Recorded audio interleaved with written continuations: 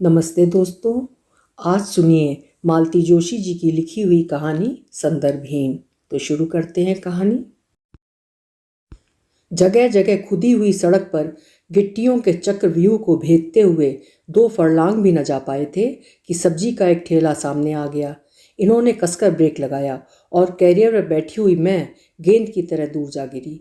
संयोग से गिरी तो मैं रेत के टीले पर ही थी, लेकिन गिरने का सदमा और उससे ज़्यादा शर्म मुझे पत्थर बना गई। मैं देर तक घुटनों में सिर डाले ही बैठी रही। एकाएक सिमट आई भीड़ का कोलाहल और गाड़ियों के हॉर्न कानों को फोड़े डाल रहे थे, पर मैंने आंख नहीं खोली। सुनो, क्या उठकर खड़ी हो सकती हो? सिगरेट और इत्र की मिलीजुली खुशबू के साथ कंधे पर किसी के स्पर्श का भान हुआ। मैंने सिर ऊपर उठाया। अरे आप! वे तो मैडम थीं, हमारी मकान मालकिन। कभी कभार नमस्ते भर कर लेने का रिश्ता था, पर इस समय वे ही सबसे ज़्यादा अपनी लग रही थीं। मैं उनके हाथों का सहारा लेकर उठ खड़ी हुई। वे कहाँ हैं? अब मुझे होश आया। उन्हें अस्पताल भेज दिया है, करीम की गाड़ी में। क्यों? क्या उन्हें? बस उन्हें थोड़ी सी चोट लगी है। तुम अस्पताल जाओगी ना?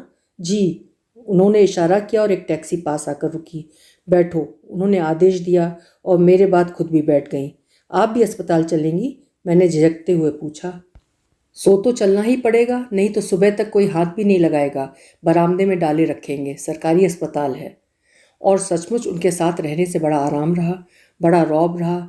उनकी क्रीम रंग की बड़ी सी कार हमसे कुछ ही पहले अस्पताल में दाखिल हुई थी। गाड़ी के रुकते ही भाग दौड़ शुरू हो गई थी।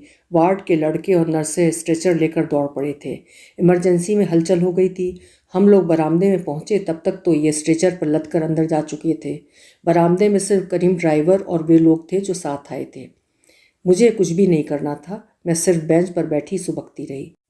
वे बीच बीच में पीठ पर हाथ फेर कर मुझे सांत्वना देती रहीं। उनकी इस मौन सांत्वना से भी मुझे काफ़ी बल मिल रहा था।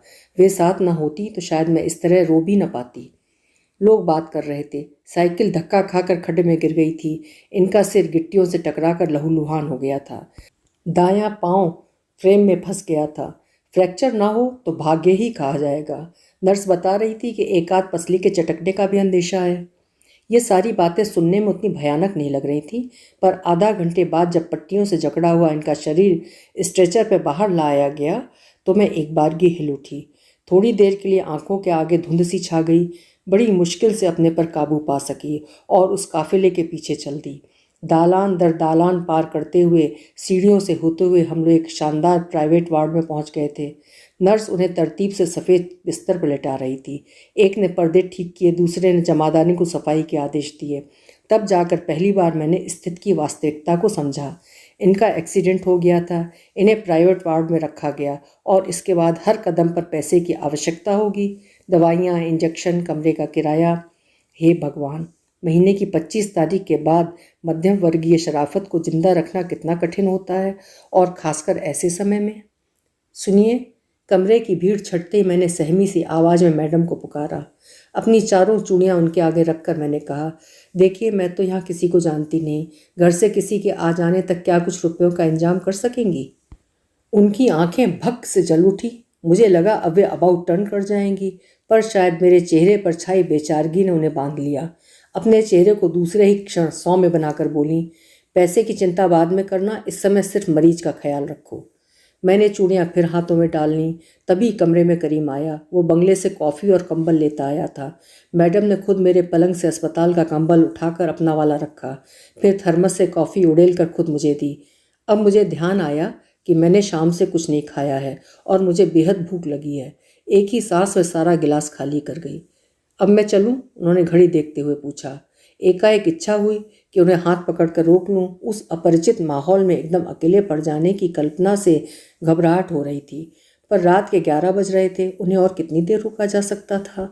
उनके जाने के बाद सचमुच बड़ा डर सा लगने लगा। वातावरण में दवाइयों की गंध और इनकी अस्पष्ट कराह। मैं तो अपने पलंग पर जाकर एकदम कंबल में दुबक गई। तकिया जरा ऊपर सरकाने के लिए नीचे हाथ डाला तो 10-10 के कई नोट मुट्ठी में आ गए। मन कृतज्ञता से भर उठा। वे जो साथ आई थीं, वे कौन हैं आपकी? आखिरी बार राउंड पर आई हुई सिस्टर्स में से एक ने पूछा। हमारी मकान मालकिन हैं। बड़ी जोरदार पर्सनालिटी है। सभी कुछ जोरदार है, साथ वाली ने आंखें मटका कर कहा। मुझे बहुत बुरा लगा। लोग भी बिना जाने पूछे कैसी कैसी धारणाएं बना लेते हैं। ये सोचकर फिर मुझे खुद भी हंसी आ गई। आज शाम तक मैं भी उन्हीं के लोगों की कतार में थी। क्या क्या ऊटपटांग बातें सोचा करती थी उनके बारे में। यूं उन्हें देखा ही कितना था। आउट हाउस में रहने वाले हम मध्य वर्गीय लोग। कोठी और उसकी मालकिन दोनों ही हमारे लिए एक रहस्य की चीज थे। हम जिसमें सबसे नए किराएदार भी थे। इसलिए मेरे कौतूहल का तो अंत नहीं था। कभी कभार मेन गेट से आते जाते उनकी झलक मिल जाती। कभी लॉन पर टहलते हुए या कभी बरामदे में आराम कुर्सी पर लेटकर किताब पढ़ते हुए। वे एक लंबा सा चोगा पहने रहती और सिगरेट हमेशा उनकी उंगलियों में रहती। कई बार जीन्स और पॉलीनेक स्वेटर पहने मैंने उन्हें गाड़ी चलाते हुए भी देखा था। उनकी उम्र, उनकी जाति, उनका चरित्र, सभी के बारे में अटकलें लगाना मेरा प्रिय काम था। ये अक्सर खींच उठते। क्या गंवारों की तरह उन्हें टुकुर टुकुर ताका करती हो? कभी तो शरीफों की तरह सड़क पर चला करो। ऐसी अद्भुत औरत सचमुच मैंने कभी नहीं देखी थी। देखी तो उन्होंने भी नहीं थी। पंडित पुरोहितों के घर के कुलदीपक हैं। प्याज लहसुन उस घर में कभी आया नहीं। साल में 6 महीने बैंगन भी रसोई से बाहर रहता है। डबल रोटी का स्वाद शहर में आकर ही पता चला था। कॉफ़ी हाउस में जाकर इडली डोसा खाने की बात भी बाबूजी से छिपानी पड़ती है। भला इन्होंने भी ये सब काहे को देखा होगा, पर मेरे सामने ऐसे बनते जैसे सीधे विलायत से चले आ रहे हैं। इससे तो मुंशियाइन काकी अच्छी, बात करने भर की देर की पूरी रामायण खोल कर बैठ जाएंगी। हाय चाची, ये तो सिगरेट पीती हैं, मैं कहती। अरे बहू, तू तो सिगरेट को लेकर बैठी है, ये तो बोतल चढ़ावे है, बोतल। तभी तो छोरा छोरी पास नहीं फटके। सच, इतना बड़ा बंगला, दर्जन भर नौकर चाकर और अकेली मालकिन। रह रह कर सोचती इनका दिन कैसे कटता होगा। किसी किसी दिन काफ़ी चहल पहल दिखाई देती। गेट के पास गाड़ियों का मेला जुट जाता। लगता है कोई पार्टी है आज, मैं कहती। कसम खा के बैठी है मारी बाई, तो पार्टी तो करेगा आज। रासलीला बिगर जिंदगी कैसे बीते हो। छोरा तो भेज दी हो अमेरिका, नी छोरी को भेज दी बोल्डिंग, अब अकेली कई करे बापड़ी। चाची के रोष का असली कारण यही था। पीने पिलाने से उन्हें उज्र नहीं था, ये तो मालिक के ज़माने से चल रहा था। पर बच्चों को यूँ दूर दूर भेजकर बंगले में रंगरेलियाँ मनाना, और वो भी पति के ना रहने पर। चाची की बातों के आधार पर मेरे मन में भी उनकी ऐसी ही तस्वीर बन गई थी। एक हृदयहीन विलासी नारी के रूप में मैं उन्हें जानती थी, पर आज शाम उनका जो रूप देखा वो कितना अलग था। तभी तो मैं सोच रही थी कि हम लोग बिना जाने बूझे कैसी कैसी गलत धारणाएं बना लेते हैं। इसके बाद वाले दिनों में वे एक बार भी अस्पताल नहीं आई, पर उनकी सहृदयता की आंच मुझ तक पहुंचती रही। उन्होंने अपने कारिंदे शंभू बाबू को भेजकर बाबूजी को तार दिया। इनके दफ्तर में एप्लीकेशन भिजवाई। एक आध दिन खाना भी मेरे लिए वहीं से आया, पर बाद में चाची ने उसका चार्ज ले लिया। चाची अस्पताल में घंटों आकर बैठती, उनकी बातचीत का विषय भी वही होता, पर अब मुझे उसमें रस नहीं आता था। लगता था अनजाने में मुझसे अन्याय हो गया था। जख्म तो पूरी तरह से नहीं भरे थे, पर 3 दिन बाद हमें घर जाने की इजाज़त मिल गई। लौटते समय भी करीम की गाड़ी मिल गई थी। उस दिन शाम को काफ़ी रौनक रही। पास पड़ोस के लोग तो दिन भर आते ही रहे थे, लेकिन शाम को दफ्तर का सारा स्टाफ आ गया था। बैठक का कमरा ठाकों से गूंज उठा था। मैंने सबके लिए चाय बना ली थी। महरी को भेजकर समोसे और पान भी मंगा लिए थे। इनके दोस्तों में तिवारी मुझे सबसे अच्छा लगा था। निसंकोच अंदर आ गया था। उसने प्लेटें लगवाने में भी मदद की। चाय भी बाहर पहुंचा आया था। मस्त जीव था। बोला, भाभी एक्सीडेंट कैसे हुआ जानती हो? ये साहब कॉलेज से निकलती लड़कियों को देखते रह गए थे, तभी तो सामने वाला गड्ढा नज़र नहीं आया। फिर जाते हुए हिदायत दी, भाभी इसे पट्टी के लिए अकेले मत भेज देना, वो सिस्टर ब्रेगेंजा इसे बहुत भा गई है। जब सब लोग विदा हुए तब सारा कमरा सिगरेट के टुकड़ों, पान के कागज़, जूठे कप प्लेटों और चटनी के दोनों से भर गया था। आज का दिन कितना अच्छा बीता ना, मैंने कमरा साफ करते हुए कहा। ये तिवारी भाई साहब भी बड़े मज़ेदार आदमी हैं, एक ना एक फुलझड़ी छोड़ते ही रहते हैं। ये चुप रहे तब मेरा माथा ठनका। क्यों जी, बहुत थक तो नहीं गए? इतनी देर तक बैठे रहना अच्छा नहीं हुआ, मैंने पास जाकर माथे पर हाथ फेरते हुए कहा। इतना जश्न मनाने की क्या ज़रूरत थी? बाप रे, इतने कठोर स्वर में तो ये कभी नहीं बोले थे। भला जश्न कौन सा मनाया है? घर आए आदमी को चाय तो पिलानी ही होती है। वहाँ अस्पताल में बेचारे रोज आते थे, क्या करती थी? कुछ नहीं। फिर भी इतना चहकने की क्या ज़रूरत थी? वो तिवारी जानती हो कितना मक्कार आदमी है। शर्म और अपमान से मेरे आंसू निकल आए। तपाक से मैंने मुंह फेर लिया।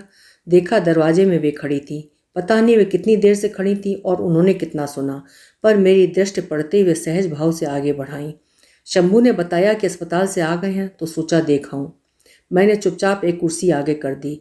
कुछ देर औपचारिक वार्तालाप होता रहा। मैं गुस्से में उफनती चुपचाप स्टूल पर बैठी रही। इन्होंने दबी जबान से कहा भी, कुसुम आपके लिए चाय वाय? मुझसे पहले वे ही बोल उठी, नहीं नहीं, अभी जाकर खाना खाऊंगी।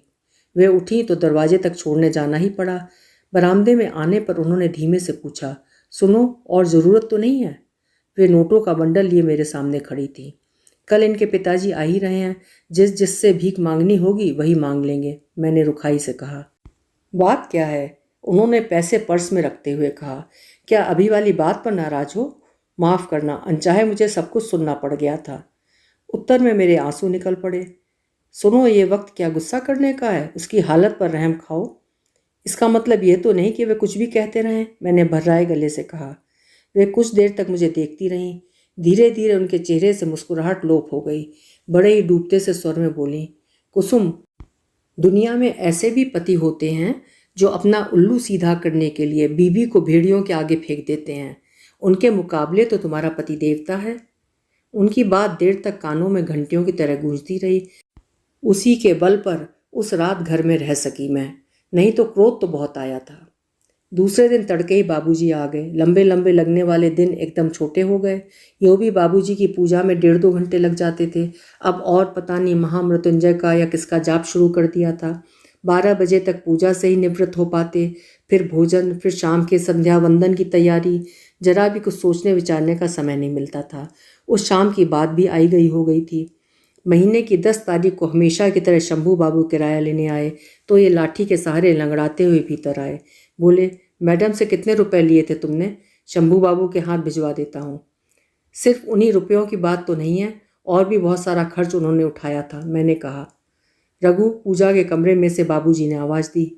पूजा के समय भी उनका ध्यान घर की सभी बातों की ओर रहता है। ये पूजा घर में गए और मिमियाते हुए सारी बातें बतला दी। पैसे लाने कौन गया था? उन्होंने किसी मजिस्ट्रेट के अंदाज में पूछा। जी, वे खुद ही दे गई थी अस्पताल में, मैंने कहा। तब फिर लौटाने के लिए तुम नहीं जा सकती? बाबूजी गरजे। जी, बात यह है। ठीक है, मैं ही देख लूँगा, बाबूजी बोले। और वे एक दिन उनसे मिलने पहुँच गए। शाम को सब्जी मंडी से लौटकर मुंशी जी ने सब्जी का थैला मुझे पकड़ाते हुए कहा, बाबूजी कोठी में चले गए हैं मेम साहब से मिलने। कुसुम, मेरा ख्याल है तुम अपना बोरिया बिस्तर बांध कर रखो तो अच्छा है। बाबूजी आते ही कूच का ऑर्डर कर देंगे, इन्होंने हंसते हुए कहा। बाबूजी पूरे 1.5 घंटे बाद लौटे और बड़े खुश थे। रघु, तूने पहचाना नहीं? ये तो अपने तहसीलदार साहब की शोभा है। ये आश्चर्य से देखते ही रह गए। अरे, ये तो बड़ी जिज्जी की खास सहेलियों में से थी। रोज का चक्कर था अपने घर का। बस्ता लेकर सीधी अपने घर आ जाती थी स्कूल से। शाम को तहसीलदार साहब खुद आते थे लिवाने के लिए। तुझे याद नहीं? बड़ी जिज्जी इनसे 15 साल बड़ी हैं। ये 3-4 साल के थे तभी शादी हो गई थी उनकी। उनकी सुनीता की और हम लोगों की शादी साथ ही साथ हुई थी। कैसा लक्ष्मी का सा रूप था, अब तो एकदम बुढ़ा गई है बेचारी। पर दुख भी तो कैसा पड़ा है भला। भी उसकी उम्र ही क्या है। लड़का भी बता रही थी कि बिलायत जाकर बैठ गया है, लौटने का नाम ही नहीं लेता। कहते कहते बाबूजी इतने उदास हुआ है मानो उनकी अपनी बेटी पर ही विपत्ति का पहाड़ टूटा हो। रात खाने पर भी उनकी बातें होती रहीं।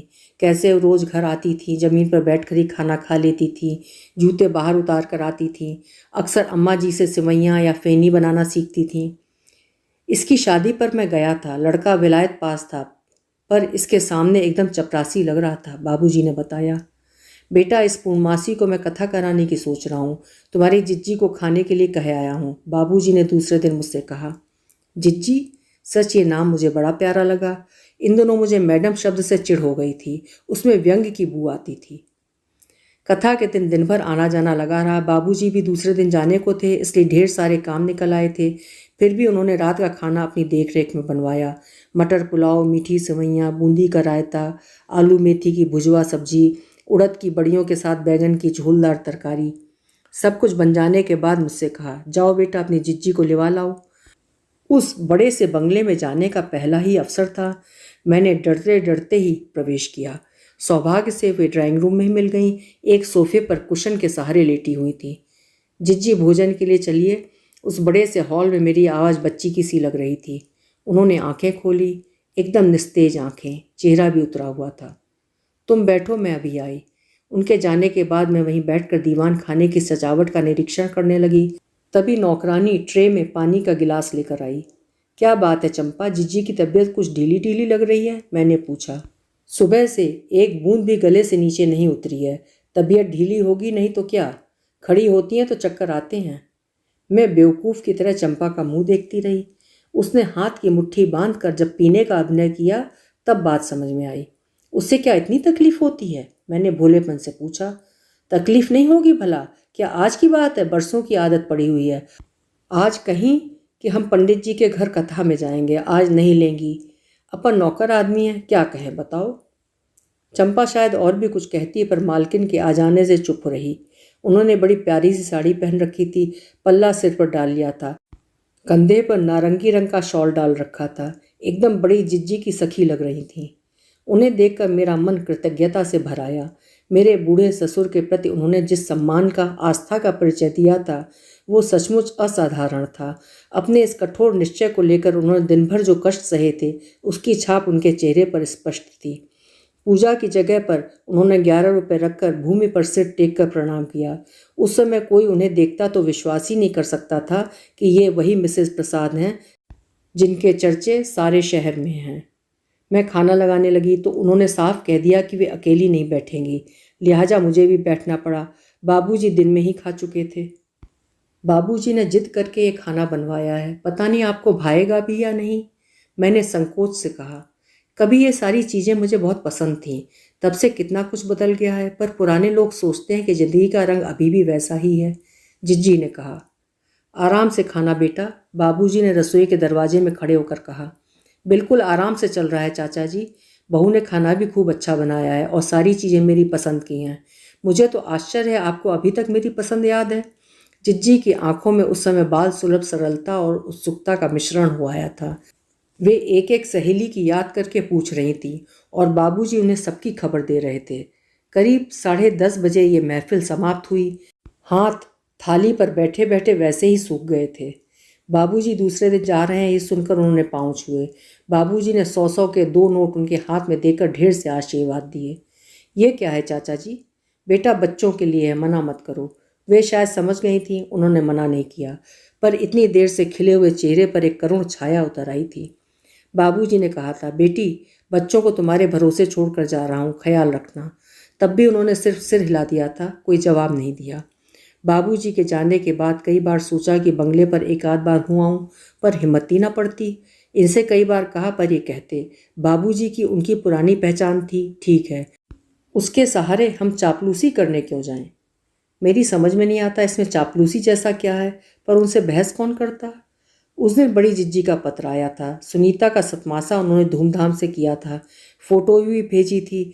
फूलों से सजे हुए झूले पर फूलों और कलियों के गहने पहनकर बैठी हुई सुनीता एकदम वनदेवी सी लग रही थी। गर्ववार से बोझिल आंखों में लाज और अभिमान के डोरे थे। फोटो बहुत ही प्यारी थी। जिज्जी ने अपनी सहेली के लिए भी 2 पंक्तियां लिखी थीं। पता नहीं मुझे एकदम क्या सूझ पड़ा। फोटो और पत्र लेकर मैं एकदम कोठी की ओर दौड़ पड़ी। पिछला दरवाज़ा खुला था। आंगन पार कर एकदम बरामदे में आते ही मैंने पुकारा, जिज्जी। हॉल से आता हुआ दबा दबा शोर एकदम बंद हो गया। पता नहीं कहाँ से चंपा एकदम दौड़ कर आई और दरवाजे के बीच खड़ी हो गई। चंपा उधर देखो कौन है, भीतर से आवाज़ आई। हुजूर पीछे वाली बहुरानी आई हैं, चंपा ने सूचना दी। कुछ देर चुप्पी रही, फिर सुना, पूछ लो, कोई ज़रूरी काम तो नहीं है। लेकिन चंपा को कुछ पूछने की जरूरत ही नहीं पड़ी। मैं उल्टे पांव लौट आई। सारा शरीर अपमान की आग से जल उठा। ये ठीक ही तो कहते थे, हमारी उनकी क्या बराबरी है। फिर एक आध बार फाटक पर मुलाकात हुई तो मैंने नमस्ते भी नहीं की और फर्राटे से आगे बढ़ गई। ये नाराज हुए, बोले तुम्हारा भी जवाब नहीं है, कभी तो सामने बिच बिच जाती हो और कभी नमस्ते तक नहीं। क्यों करूँगी नमस्ते मैं, कोई रानी महारानी है वो, बड़ी होंगी तो अपने घर में होंगी, कोई मुफ्त में नहीं टिके हैं मकान में। अपने अपमान की कहानी मैंने इन्हें बतलाई थोड़े ही थी। उसके 8-10 दिन बाद की बात है। ये बैठक में 2-4 दोस्तों के साथ ब्रिज खेल रहे थे। चाय नाश्ते से निपट कर मैं पलंग पर लेटी फिल्म फेयर पढ़ रही थी। तभी उन्होंने आवाज़ दी, कुसुम बाहर जाकर देखो तो कौन आया है। लेकिन मुझे बाहर जाना ही नहीं पड़ा, वे ही सोने वाले कमरे में आ गई। बैठिए, मैंने रुखाई से कहा। वे बैठ गईं और इधर उधर की बातें करती रहीं। मैं सभी बातों के हाँ या ना में जवाब देती रही। कोशिश यही थी कि वे जान जाएं कि उस दिन की बात से नाराज़ हूँ। जिज्जी, इन्होंने कमरे में झांक कर कहा, डॉक्टर साहब ने आज शाम का समय दे रखा है। अभी 10 मिनट में लौट आऊँगा, आप जाइएगा नहीं। आराम से हो आओ। पैदल जाओगे क्या? नहीं तो दोस्त के स्कूटर पर जा रहा हूँ। इनके जाने के बाद घर में हम ही दोनों रह गए। वातावरण और भी बोझिल हो गया। इधर उधर देखते हुए उनकी नज़र गोल मेज पर रखी हुई सुनीता की फ़ोटो पर पड़ी। अरे ये तो कांता की फ़ोटो है ना, ये इतनी सारी फूल मालाएं क्यों डाल रखी हैं? ये जिज्जी की नहीं, उनकी सुनीता की फ़ोटो है। पिछले दिनों उसकी गोद भरने का कार्यक्रम हुआ था, तब की फ़ोटो है। तो ये कांता की लड़की है, हूबहू माँ पर गई है। उसको कभी चिट्ठी लिखो तो मेरी ओर से प्यार जरूर लिख देना। जिज्जी ने आपके लिए भी लिखा था, उस दिन वही दिखाने के लिए तो हम आए थे, मैंने मुंह फुलाकर कहा। ओह, तो उसका गुस्सा अभी तक है, तभी तो मैं कहूँ आज हमारी मैना गुमसुम क्यों है। फिर उन्होंने प्यार से कहा, जानती हो उस दिन दरवाज़ा क्यों नहीं खोला था? क्योंकि हॉल में उस समय जो लोग थे तुम्हारी परछाई छूने के भी लायक नहीं थे। मैं नहीं चाहती थी कि उनकी नज़रें मेरी चांद सी भाभी पर पड़ें। मेरा सारा गुस्सा इन शब्दों में बह गया और बच्चों की तरह ठुनकते हुए कहा, फिर आप क्यों घर में ऐसे लोगों की भीड़ इकट्ठा कर लेती हैं? लोग कैसी कैसी बातें करते हैं, हमें अच्छा नहीं लगता। तुम्हें अच्छा नहीं लगता तब तो सोचने की बात है। वैसे लोगों की परवाह मैं नहीं करती। मुझे कौन बेटा बेटी ब्याहने हैं? उन्होंने कहा। वाह, ब्याहने क्यों नहीं? मुन्ना बाबू क्या वहीं से मेम लेकर आ रहे हैं? मैंने चूहल भरे स्वर में कहा। जिज्जी पलंग की पाटी पर सिर टिकाकर बैठ गईं। बड़ी ही सपाट आवाज़ में बोली, मुन्ना बाबू कनाडा में किसी सरदार के फॉर्म पर हेल्पर बन गए हैं, अब शायद ही कभी लौट कर आएँ। फिर उन्होंने सुनीता की फ़ोटो हाथ में ले ली। प्रथम मातृत्व के तेज से दमकते उसके मुख पर आंखें गड़ाते हुए उन्होंने आगे कहा, और बेबी के बारे में भी सुन लो। वो पिछले साल स्कूल बस से ड्राइवर के साथ भाग निकली थी। उस समय उसकी उम्र 15 साल थी और उसे 5 महीने का गर्भ था। यद्यपि उन्होंने बहुत ही शांत स्वर में ये बात कही थी, पर मेरे कानों में वो गर्म तेल की तरह लगी। किसी तरह अपने को संयत कर मैंने एक बेमानी सा सवाल पूछ लिया, आपको कैसे पता चला? हॉस्टल वालों ने तार दिया था।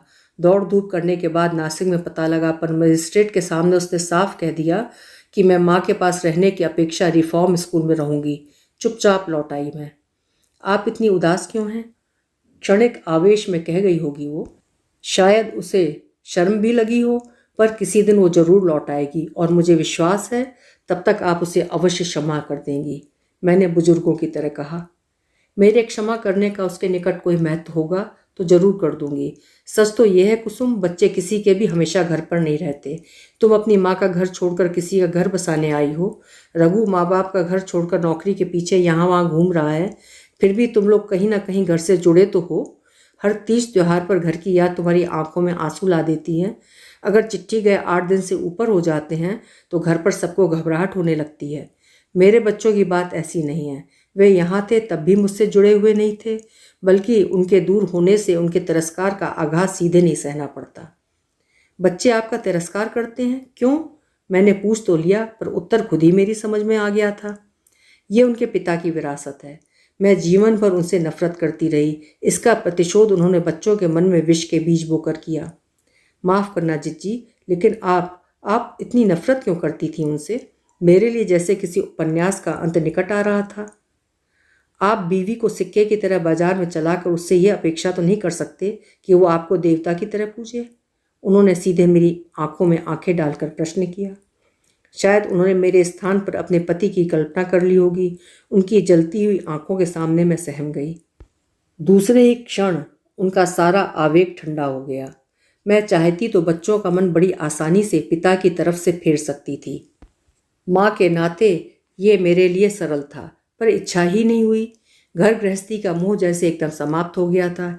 इसमें सबसे ज़्यादा नुकसान बच्चों का हुआ है। पिता की मृत्यु के बाद अपने को एकदम अनाथ महसूस करने लगे हैं, लेकिन इसमें दोष पिता का ही है। हो सकता है किसी दिन बच्चों को सच्चाई का, उससे क्या फर्क पड़ेगा? पिता की जिस आदर्श प्रतिमा के सहारे वे लोग सांस ले रहे हैं वो भी बिखर जाएगी। बच्चे को इतनी कठिन सजा मैं नहीं दे सकती। सारी आशाएं टूट जाने के बाद जिंदगी कितनी खोखली हो जाती है, इसे मुझसे बेहतर कौन जानेगा? उनके स्वर के तीखेपन से मैं चौंक उठी। कब अनजाने आंखें भर आई थी पता ही नहीं चला था।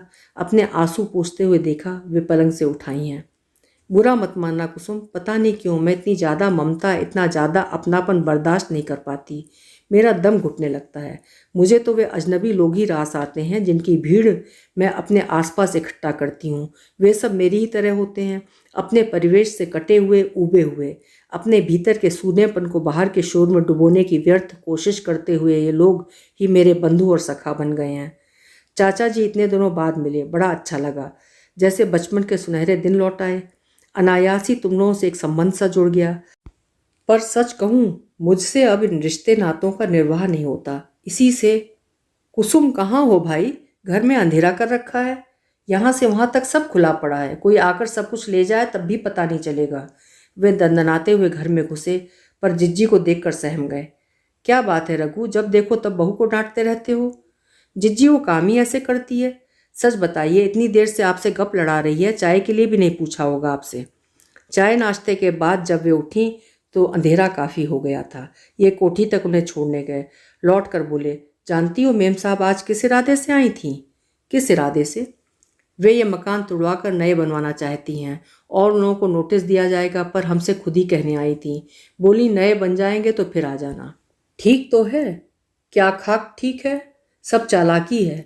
दरअसल हमारे यहाँ रहने से उन्हें उतनी स्वतंत्रता नहीं रही ना। बाबूजी की वजह से उन्हें हम लोगों का भी लिहाज करना पड़ रहा है। हम लोग नहीं रहेंगे तो राग रंग की महफिल फिर से जम सकेगी। मेरा बस चले तो मैं उनके लिए शहर भी छोड़ दूं। सच कहना, क्या हम लोग कहीं ट्रांसफ़र नहीं कर सकते? तुम तो सचमुच बेवकूफ़ हो। और मैं सोच रही थी, यूं बेवकूफ़ होना भी कभी कभी कितना अच्छा होता है। अभी आप सुन रहे थे मालती जोशी जी की लिखी हुई कहानी संदर्भहीन। कहानी आपको कैसी लगी कमेंट बॉक्स में ज़रूर लिखिएगा। फिर मिलेंगे। आपका समय शुभ हो, सुंदर हो।